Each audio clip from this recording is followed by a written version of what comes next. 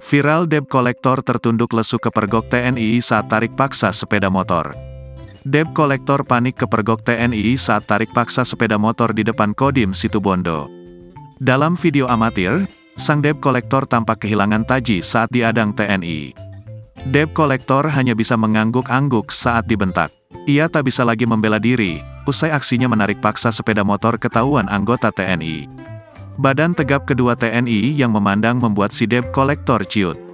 Aksi main rampas motor secara paksa si debt kolektor akhirnya gagal. Debt kolektor kemudian dipaksa balik kanan dan pergi meninggalkan lokasi.